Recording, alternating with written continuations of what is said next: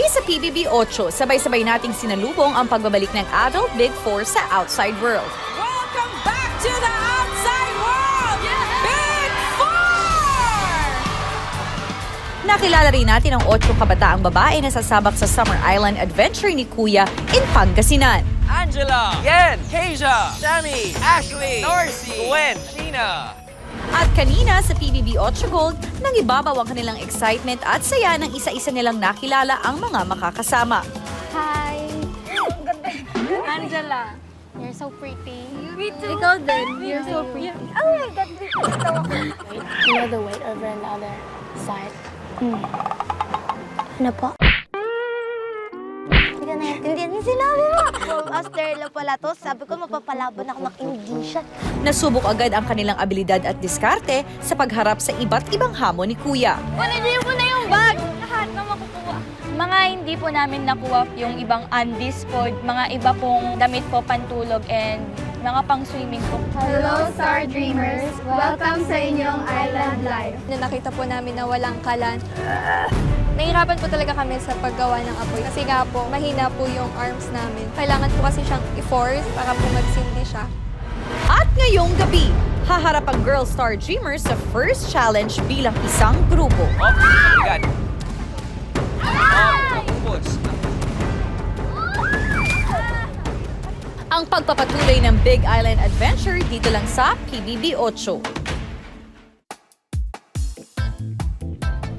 Sa pagpapatuloy ng Island Adventure ng Star Dreamers, si Shami patuloy pa rin sa paggawa ng apoy.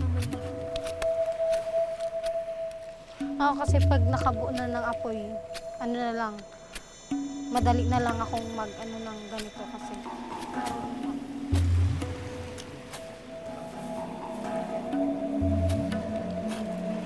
Malapit. Ilang sandali pa, Okay na, yan. Kahoy. Wait lang. Ako yung nakapaapoy. Yung diskarte ko po is lagyan lang siya ng cotton, tapos gaganon mo lang siya ng malakas. Ubusin natin yung itlog. Bakit? May pie? Opo, may pie pa. Pag nakabuo na tayo ng apoy, madali na lang yun sa akin kasi sanay naman po ako magatong po kasi kadalasan ginagawa ko po sa bahay. Tayan niyo muna yung tubig. Okay na. Yan na. ilang saglit pa ay nagsimula ng magluto ang apat.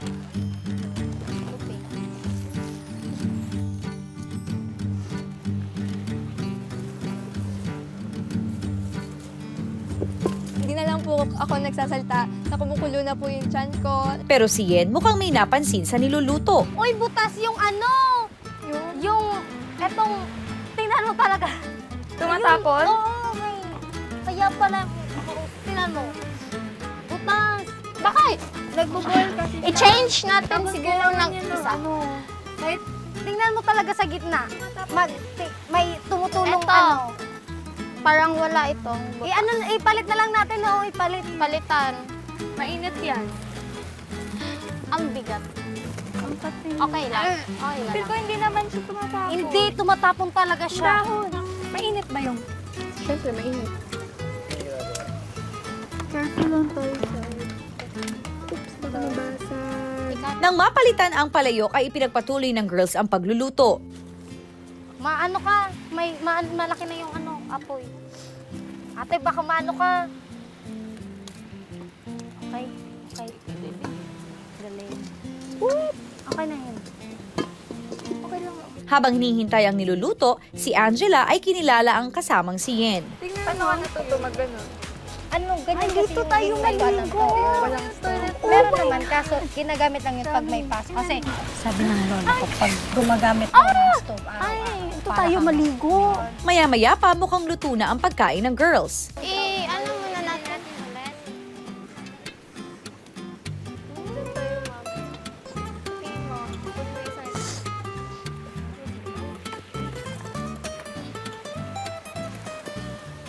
Ito. What? Oo, okay na yan. Hindi, wait lang. Ayusin muna natin yung itlog. Habang kumakain ng girls, Sobrang sarap ng luto niya. matagal Yung itlog. Nag-crack siya kasi. Fried chicken to. Tapos yan sa'yo. Ano yan? Itik to, Crispy pata itik. yan. Akin, lechon na lang siguro. Lechon. Pero itlog. Imagine. Inisip po namin na kung iyon lang po yung food namin for this day. So wala na po kami kakainin mamaya kung uubusin na po namin siya lahat. So tigil-tigil sa po muna kami itlog. Then in-standby po namin yung natitira pang 4 na itlog. Matapos kumain, si Yen Ilagay na natin yung ano, yung ayun o. Dito. Ilalagay yun. Ayun, oo. Galing.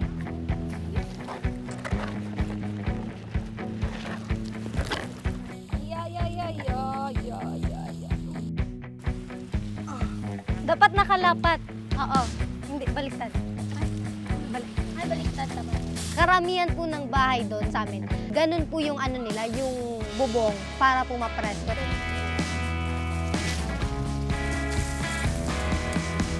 Ang ganda, ang galing ng ano, idea. It's very delicate. Delicate. Yeah. Very delicado. Nang mabuo ang silong, ang girls ay nag-ayos muna ng kanilang gamit. Kanina yung pagkuha ko nito, diretso lang talaga. No, kahit ano, hindi ko talaga alam na ilalagay pa lang muna sa ano, sa bag. Oo, basta lang talaga ako kuha eh. Hindi ko na nga alam kung ano dinadampot ko. Buka kami patugan. Oo. Habang nagpapahinga ang apat, maya-maya pa ay dumating na rin sa isla ang iba pang Star Dreamers. Ano naman nila? Ganda naman nila. Naka-outfit. Bakit sila ano? Naka-casual. Oo, tapos ako. Tapos tayo Kasi feeling ko haggard na lang. So nagkakwentuhan po kami, nag-ayos po kami ng gamit, then bigla-bigla po may dumakating na bangka.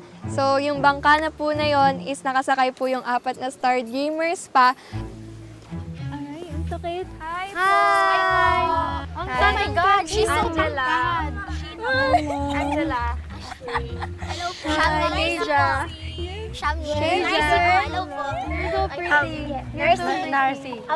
Sobrang natuwa po ako kasi nakakilala po ako ng bagong Star Dreamers po.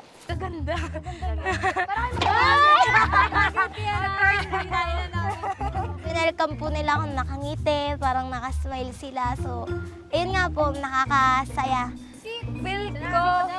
Wait lang. Para malino lang, nakakapag-Tagalog pala. Pwede kayo. Oo. Sino hindi nagtatagalog? Ito eh. Ay. Oh, we also have our translator. Ay, translator.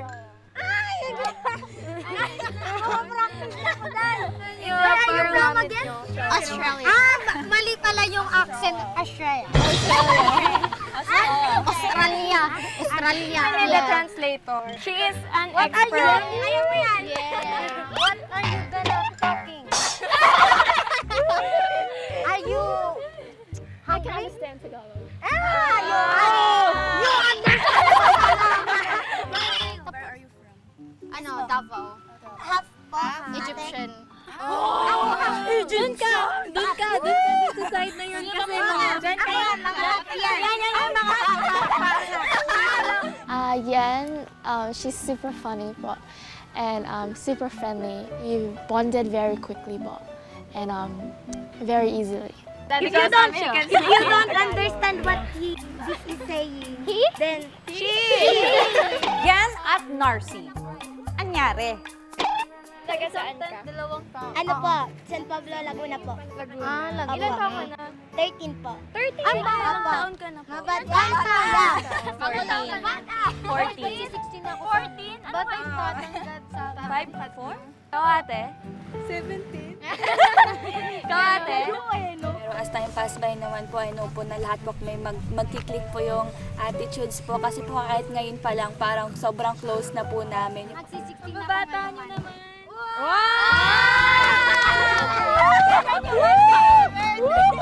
Maghahanda tayo. Amazing! We gonna. Feeling ko, ito yung pinakamasaya kasi nasa beach ako ng ano. So, celebrate with kamote. Pagluto mo kami bukas. Okay lang kahit kamote na basta nasa beach.